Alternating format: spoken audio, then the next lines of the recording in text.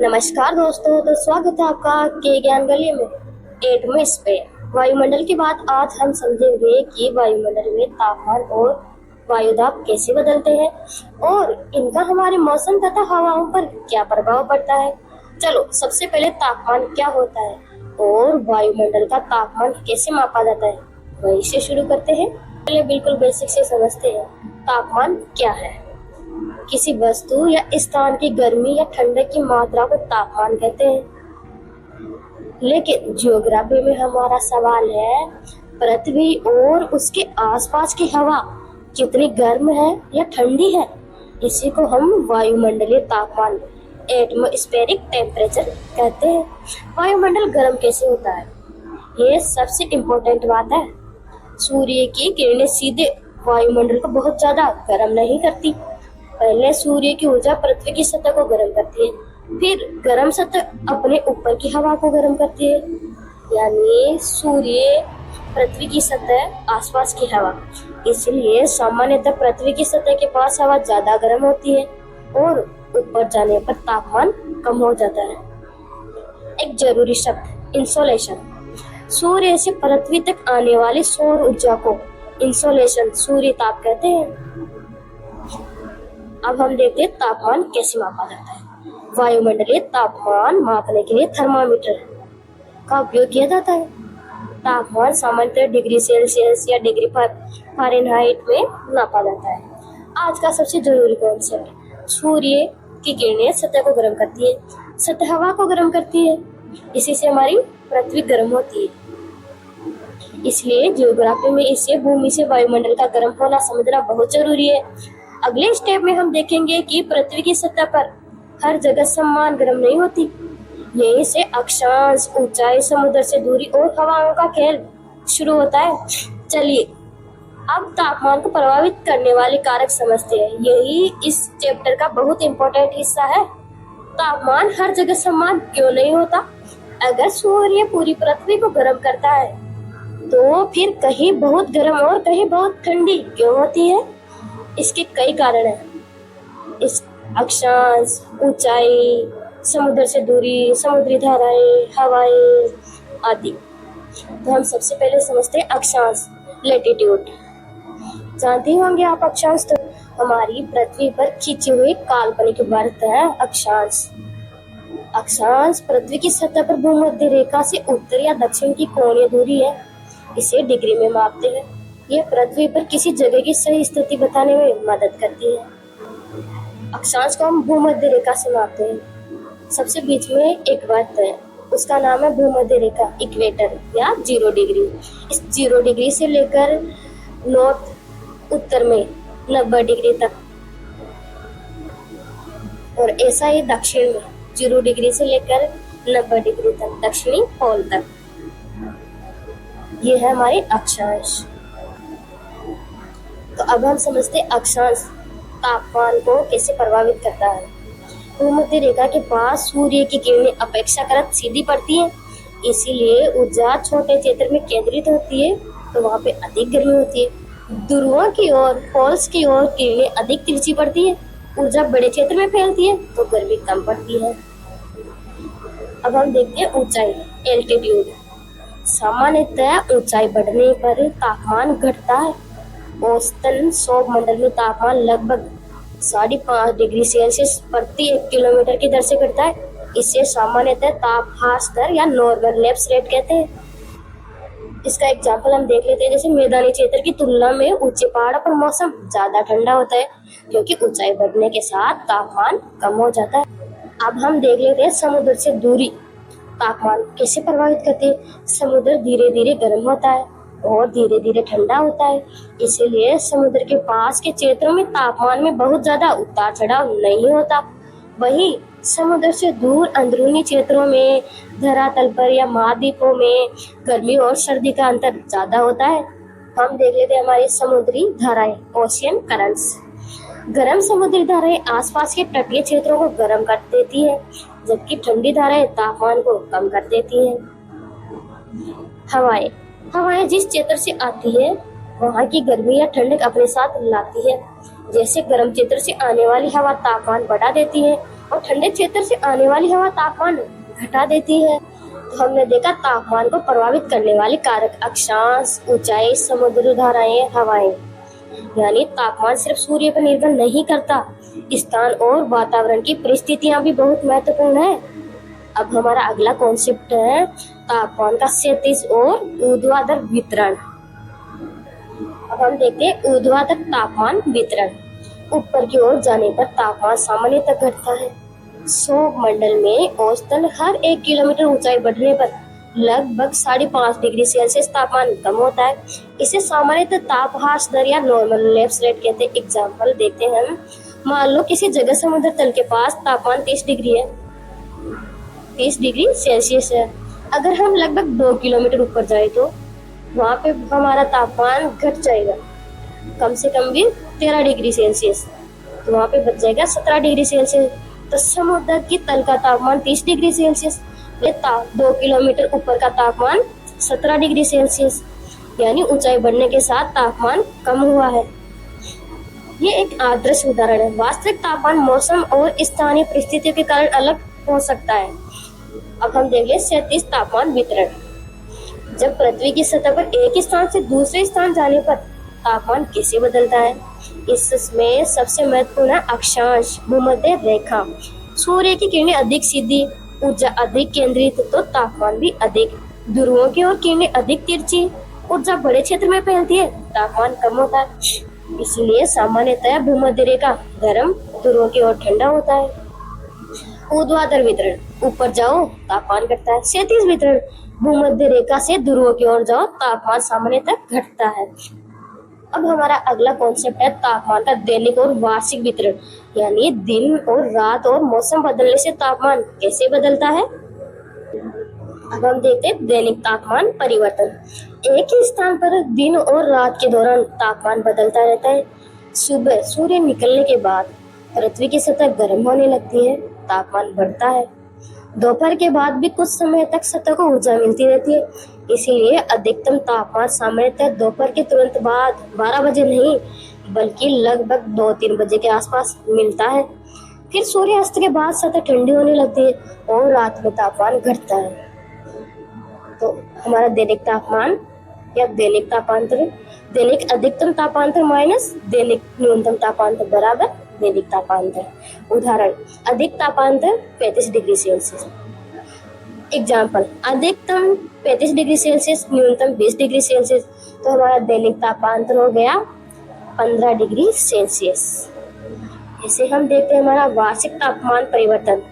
अब सिर्फ एक दिन नहीं बल्कि पूरे साल में तापमान कैसे बदलता है इसे देखते हैं। गर्मियों में सूर्य की किरणें अधिक प्रभावी होती है, तापमान बढ़ता है। सर्दियों में सूर्य की किरणें अपेक्षाकृत कम प्रभावी होती है, तापमान घटता है।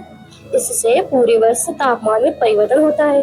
अंतर, सबसे गर्म महीने का औसतन तापमान माइनस सबसे ठंडे महीने का औसतन तापमान बराबर वार्षिक तापमान। तो हम इसका उदाहरण लेते हैं। जैसे गर्म महीने का औसतन तापमान 32 डिग्री सेल्सियस, ठंडे महीने का औसतन तापमान 18 डिग्री सेल्सियस, तो हमारा वार्षिक तापांतर हो गया 14 डिग्री सेल्सियस। समुद्र के पास और हमारे अंदरूनी भाग या आंतरिक भाग या हमारी धरातल या हमारे महाद्वीप, यहाँ एक इम्पोर्टेंट कनेक्शन है। समुद्र के पास तापमान में उतार चढ़ाव कम होता है, लेकिन समुद्र से दूर तापमान में उतार चढ़ाव ज्यादा होता है, क्योंकि पानी धीरे ही गर्म होता है तो धीरे ही ठंडा होता है, जबकि जमीन अपेक्षाकृत जल्दी गर्म और जल्दी ठंडी होती है। इसी कारण समुद्र के पास के क्षेत्रों की जलवायु अक्सर समशीतोष्ण मध्यम होती है, जबकि महाद्वीपों के अंदरूनी भागों में तापमान का अंतर अधिक हो सकता है। हम समझते हैं तापमान प्रतिलोमन, टेम्परेचर इन्वर्जन। पहले हमने पढ़ा था कि सौरमंडल में सामान्यतः ऊंचाई बढ़ने पर तापमान घटता है, लेकिन कभी कभी इसका उल्टा हो जाता है। ऊंचाई बढ़ने पर तापमान घटने के बजाय बढ़ने लगता है। इसी को हम ताप प्रतिलोमन या टेम्परेचर इन्वर्जन बोलते हैं। सामान्य स्थिति, ऊपर जाने पर तापमान कम होगा, और विपरीत स्थिति या प्रतिलोमन स्थिति, ऊपर जाने पर तापमान ज्यादा होगा, बढ़ेगा। यानी ठंडी हवा नीचे फंस जाती है और उसके ऊपर गर्म हवा की परत आ जाती है।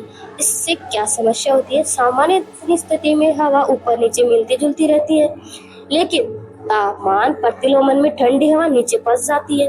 अगर नीचे के क्षेत्र में धुआं और प्रदूषक हो तो वे ऊपर आसानी से फैल नहीं पाते। इससे वायु प्रदूषण और धुंध की समस्या बढ़ जाती है। ये कब हो सकता है? ये अक्सर शांत और शांत रातों में, खासकर घाटियों और निचले इलाकों में देखने को मिल सकता है। रात में जमीन तेजी से ठंडी होती है, उसके संपर्क की हवा ठंडी हो जाती है, ठंडी हवा नीचे जम जाती है, ऊपर अपेक्षाकृत गर्म हवा की परत बन जाती है। जब ऊंचाई के साथ तापमान घटने के बजाय बढ़ने लगे तो उसे प्रतिलोमन कहते हैं। अब हम देखते हैं वायुदाब, एटमॉस्फेरिक प्रेशर। पृथ्वी के चारों ओर बहुत सारी हवा है। इस हवा का अपना भार होता है। हवा के इस भार के कारण पृथ्वी की सतह पर जो दबाव पड़ता है उसे हम वायुदाब कहते हैं। एक आसान एग्जाम्पल सोचो, तुम्हारे सिर के ऊपर हवा का एक बहुत बड़ा अदृश्य स्तंभ है। उस हवा का भार नीचे की ओर दबाव डालता है। हवा का भार नीचे की ओर पृथ्वी की सतह पर दबाव डालता है। यही वायुदाब है। हम देखते हैं वायुदाब कैसे मापा जाता है। वायुदाब मापने के लिए बैरोमीटर का इस्तेमाल किया जाता है। वायुदाब की प्रमुख इकाइयां हैं मिलीबार, एमबी, हेक्टोपास्कल। समुद्र तल पर मानक वायुदाब लगभग 1013.25 हेक्टोपास्कल या लगभग 1013 मिलीबार माना जाता है। ऊंचाई बढ़ने पर क्या होता है? ऊंचाई बढ़ने पर ऊपर मौजूद हवा कम वायुदाब, समुद्र तल वायुदाब अधिक, ऊंचा पर्वत वायुदाब कम। इसी कारण बहुत ऊंचाइयों पर हवा पतली होती है। तापमान का भी संबंध देख लेते हैं। गर्म हवा फैलती है, अपेक्षाकृत हल्की होकर ऊपर उठती है, निम्न वायुदाब बनता है। ठंडी हवा सघन और भारी होती है, नीचे आती है, उच्च वायुदाब बनता है। ये कॉन्सेप्ट आगे हवा को समझने में हमारी मदद करेगा। गर्म हवा ऊपर, निम्न वायुदाब, ठंडी हवा नीचे और उच्च वायुदाब, उच्च वायुदाब और निम्न वायुदाब। उच्च वायुदाब ठंडी भारी हवा, निम्न वायुदाब गर्म और हल्की हवा, उच्च वायुदाब में हाई प्रेशर, निम्न वायुदाब में लो प्रेशर। तो हवा चलेगी हाई प्रेशर से लो प्रेशर की ओर। उच्च वायुदाब हाई प्रेशर, जहाँ हवा का दबाव अधिक होता है वह हवा सामान्यतः नीचे की ओर आती है और सतह पर चारों तरफ फैलती है। उच्च दाब हवा बाहर की ओर। क्षेत्रों में मौसम अक्सर स्थिर और अपेक्षाकृत साफ रहने की संभावना है। निम्न वायुदाब लो प्रेशर, जहाँ वायुदाब कम होता है वहाँ आसपास की हवा सतह के पास उस क्षेत्र की ओर आती है और ऊपर उठ जाती है। निम्न वायुदाब ऊपर उड़ती हवा ठंडी होकर संघनन कर सकती है। ऊपर उड़ती हवा ठंडी होकर संघनन करती है, इसलिए ऐसे क्षेत्रों में बादल और वर्षा की संभावना बढ़ जाती है। जैसे हमारे भूमध्य रेखा पर, वहाँ पे दिन में रोज बारिश होती है, घने बादल बनते हैं। हवा हमेशा उच्च वायुदाब से निम्न वायुदाब की ओर ही चलने की प्रवृत्ति रखती है।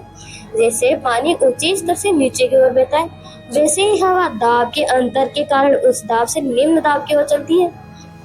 हाई या उच्च, बाहर, लो या निम्न, अंदर या ऊपर। अब हम देख लेते हैं ताप पेटियां, प्रेशर बेल्ट्स। हमारी पृथ्वी के चारों ओर हवा का एक घेरा है। इस हवा का अपना वजन होता है जिसे हम वायुदाब या एयर प्रेशर बोलते हैं। पृथ्वी पर अलग अलग जगहों पर यह दबाव अलग अलग होता है। इन्हीं दबाव वाले क्षेत्रों की पट्टियों को हम दाब पेटियां या प्रेशर बेल्ट्स बोलते हैं। दाब पेटियां बनने के दो मुख्य कारण हैं: तापमान, टेम्परेचर, और पृथ्वी का घूर्णन, अर्थ का रोटेशन। जहाँ गर्मी होती है, हम देख रहे हैं सबसे पहले तापमान। जहाँ गर्मी होती है हवा हल्की होकर ऊपर उड़ती है, निम्न वायुदाब लो प्रेशर बनता है। जहाँ ठंडी हवा होती है भारी होकर नीचे बैठती है, उच्च वायुदाब हाई प्रेशर बनता है। पृथ्वी का घूर्णन, अर्थ रोटेशन। पृथ्वी की अपनी दूरी एक्सिस पर लट्टू की तरह घूमने के कारण हवाएं अपनी जगह से खिसक जाती है और इसमें भूमिका निभाता है अपना कोरियोलिस बल। भूमध्य रेखीय निम्न दाब पेटी, इक्वेटर लो प्रेशर बेल्ट। स्थान भूमध्य रेखा 0 डिग्री से लेकर लगभग 5 डिग्री उत्तर और दक्षिण के बीच। ये क्यों बनता है? यह सूरज की किरणें एकदम सीधी पड़ती है। बहुत ज्यादा गर्मी के कारण हवा ऊपर जाती है, इसलिए हवा का दबाव कम हो जाता है। खास नाम, इस क्षेत्र में हवा बहुत शांत रहती, इसलिए इसे डोलड्रम या शांत क्षेत्र कहते हैं। यहाँ पे हवा संवहनीय धाराओं के रूप में चलती है। जैसे हवा गर्म होकर ऊपर उठेगी तो वो धीरे धीरे ऊपर जाने के बाद वो ठंडी हो जाएगी। ठंडी होने के बाद वो भारी होकर नीचे गिरेगी, फिर वो गर्म होकर ऊपर उठेगी। इसीलिए यहाँ पे संवहन धारा की वजह से डोलड्रम क्षेत्र बनता है। अब हम देख लेते हैं हमारा अगला बेल्ट, उपोष्ण कटिबंधीय उच्च दाब पेटी, सब tropical high pressure belt. 30 degree से लेकर 35 डिग्री उत्तरी और दक्षिणी गोलार्ध दोनों में बनता है। ये भूमध्य रेखा 0 डिग्री से जो गर्म हवा ऊपर उठी थी और ठंडी होकर यहाँ 30 डिग्री पर नीचे उतरती है। हवा के भारी होकर नीचे बैठने से दबाव ज्यादा हो जाता है। पुराने समय में जब जहाज या शांत हवा में फंस जाते थे तो वजन कम करने के लिए व्यापारी अपने घोड़ों को समुद्र में फेंक देते थे, इसलिए इसे अश्वाक्षांश फोर्स लैटिट्यूड कहा जाता था। और ये अश्वाक्षांश दोनों गोलार्धों में पाया जाता है। अगली वायुदाब पेटी, उपध्रुवीय निम्न दाब पेटी, सब पोलर लो प्रेशर बेल्ट। ये 60 से 65 डिग्री उत्तरी और दक्षिण गोलार्ध में, ये भी दोनों गोलार्धों में पाई जाती है। ये क्यों बनती है? यहाँ पृथ्वी के बहुत तेजी से घूमने के कारण हवा बाहर की तरफ फेंक दी जाती है। हवा के वहां से हट जाने के कारण दबाव कम हो जाता है, लो प्रेशर हो जाता है। और यहाँ पे ठंडी और गर्म हवा का मिलन होता है, तो यहाँ पे बनता है फ्रंट वाताग्रह, क्योंकि ये है एक लो प्रेशर बेल्ट। पोलर से आएगी ठंडी हवाएं, जो हवाओं का नेचर तो होता ही है कि वो निम्न दाब की तरफ आएगी उच्च दाब से, तो उच्च दाब से निम्न दाब की तरफ आएगी। तो ऊपर से आ रही है ठंडी हवाएं, नीचे से है हमारी गर्म हवाएं, तो ये दोनों मिलने से बनता है वाताग्रह दाब पेटी। ध्रुवीय उच्च दाब पेटी, polar high pressure belt, 90 degree उत्तरी ध्रुव नॉर्थ पोल से उत्तरी दक्षिणी ध्रुव साउथ पोल दोनों में पाई जाती है। जैसे 0 डिग्री भूमध्य रेखा से हम ऊपर की तरफ जाएंगे नॉर्थ में 90 डिग्री, तो ये वहां पे मिलेगी। और 0 डिग्री भूमध्य रेखा से हम दक्षिण में जाएंगे साउथ पोल की तरफ, तो ये साउथ में मिलेगी। ये क्यों बनता है? यहाँ साल भर भयंकर बर्फ जमी रहती है। कड़ाके की ठंड टेम्परेचर के कारण हवा बहुत भारी होती है और नीचे बैठी रहती है, जिससे यह हमेशा दबाव बहुत ज्यादा हाई प्रेशर रहता है। 0 डिग्री रेखा निम्न वायुदाब, 30 डिग्री उच्च वायुदाब, 60 डिग्री निम्न वायुदाब, 90 डिग्री उच्च वायुदाब। देख लेते हैं दाब प्रवणता और हवा। 2 स्थानों के वायुदाब में अंतर होने पर हवा चलने लगती है। वायुदाब में अंतर जितना अधिक होगा, दाब प्रवणता उतनी अधिक होगी और हवा की गति सामान्यतः उतनी ही तेज होती है। जितनी दाब प्रवणता या वायुदाब में अंतर होता है, हवा की गति भी उतनी ही तेज होती है। लेकिन पृथ्वी के घूमने के कारण हवा हमेशा बिल्कुल सीधी दिशा में नहीं चलती। आगे हम पृथ्वी के घूर्णन और कोरियोलिस बल के कारण हवा के मुड़ने को पढ़ेंगे। तो हम देख लेते हैं हमारा आखिरी कॉन्सेप्ट है कोरियोलिस बल। पृथ्वी अपनी दूरी पर घूमती रहती है। इस घूर्णन के कारण चलती हुई हवाएं अपनी सीधी दिशा में से मुड़ती हुई दिखाई देती है। इस प्रभाव को कोरियोलिस बल कहते हैं और ये 0 डिग्री से लेकर लगभग 5 डिग्री तक पाया नहीं जाता। लगभग बोल सकते हैं कि भूमध्य रेखा पर नहीं पाया जाता कोरियोलिस बल। इससे हवाएं मुड़ जाती है, तो उत्तरी गोलार्ध में हवाएं अपनी गति की दिशा की दाईं ओर मुड़ जाएगी और दक्षिणी गोलार्ध में हवा अपनी गति की दिशा के बाईं ओर मुड़ जाएगी। नॉर्थ में राइट और साउथ में लेफ्ट। क्या कोरियोलिस बल हर जगह समान होता है? नहीं। भूमध्य रेखा पर बहुत कम या लगभग शून्य ध्रुवों की ओर जाते जाते कोरियोलिस बल बढ़ने लगता है या अधिक हो जाता है। इसलिए भूमध्य रेखा के पास कोरियोलिस प्रभाव बहुत कमजोर होता है। कोरियोलिस बल का महत्व। कोरियोलिस प्रभाव हवाओं और बड़े पैमानों की वायुमंडलीय परिसंचरण व्यवस्था की दिशा को प्रभावित करता है। इसी कारण हवा उच्च दाब से निम्न दाब की ओर जाते हुए बिल्कुल सीधी रेखा में नहीं चलती। तो हमने देख लिया तापमान और वायुदाब में हमने देखा वायुमंडलीय तापमान, सूर्य ताप, तापमान को प्रभावित करने वाले कारक, तापमान का वितरण, दैनिक एवं वार्षिक तापांतर, तापमान प्रतिलोमन, वायुदाब, उच्च एवं निम्न वायुदाब, दाब पेटियां, दाब प्रवणता और कोरियोलिस बल। अब हम कर लेते हैं इसके कुछ एमसीक्यू के माध्यम से हो जाएगा हमारा रिवीजन। तो हमारा पहला क्वेश्चन है, वायुमंडलीय तापमान का प्रमुख स्रोत क्या है? तो इसका आंसर है हमारा ऑप्शन सी, सूर्य। हमारा दूसरा क्वेश्चन है, इंसोलेशन का अर्थ है। तो इसका आंसर है हमारा ऑप्शन बी, सूर्य से प्राप्त होने वाली ऊर्जा या सौर ऊर्जा। तो हमारा तीसरा क्वेश्चन है, सामान्यतः सौरमंडल में ऊंचाई बढ़ने में तापमान घटता है। हमारा चौथा क्वेश्चन है, सामान्यतः तापमान स्तर लगभग कितनी होती है? नॉर्मल लैप्स रेट कितनी होती है हमारा? तो इसका भी आंसर है हमारा ऑप्शन सी, लगभग 6.5 डिग्री सेल्सियस पर किलोमीटर। पांचवा क्वेश्चन हमारा, भूमध्य रेखा के पास तापमान अधिक होने का प्रमुख कारण है। तो इसका आंसर है हमारा ऑप्शन बी, अपेक्षाकृत सीधी सूर्य की किरणें। चौवा क्वेश्चन हमारा, दैनिक तापांतर किसके बीच का अंतर है? तो इसका आंसर है हमारा ऑप्शन बी, अधिकतम और न्यूनतम दैनिक तापमान का अंतर। सातवां क्वेश्चन हमारा, समुद्र के पास तापमान में उतार चढ़ाव सामान्यतः होता है कम। इसका आंसर है हमारा ऑप्शन बी, कम होता है, सामान्यतः उतार चढ़ाव कम होता है। आठवां क्वेश्चन है, तापमान प्रतिलोमन में। तो इसका आंसर है हमारा ऑप्शन बी, ऊंचाई के साथ तापमान बढ़ता है। नवा क्वेश्चन हमारा, तापमान प्रतिलोमन के दौरान प्रदूषक नीचे बच सकते हैं, ऑप्शन बी।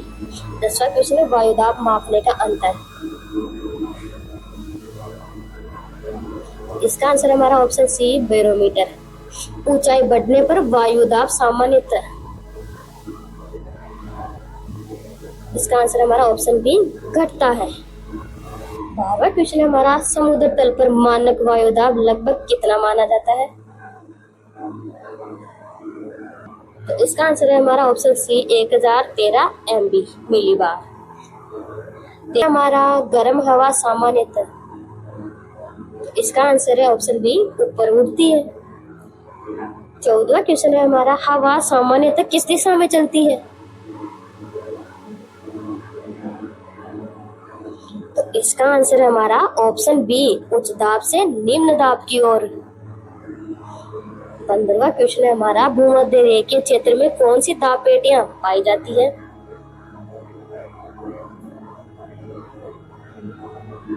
तो इसका आंसर है हमारा ऑप्शन बी, निम्न वायुदाब पेटियां भूमध्य रेखा में पाई जाती है, तापमान अधिक होने के कारण। बचे हुए बाकी 5 क्वेश्चनों का आंसर आपको कमेंट बॉक्स में देना है। तो 16वां क्वेश्चन है, 30 डिग्री अक्षांशों पर सामान्यतः कौन सी दाब पेटियां होती है? तो इसका जवाब आपको कमेंट बॉक्स में देना है। 17वां क्वेश्चन है हमारा, लगभग 60 डिग्री अक्षांश पर सामान्यतः कौन सी दाब पेटियां होती है?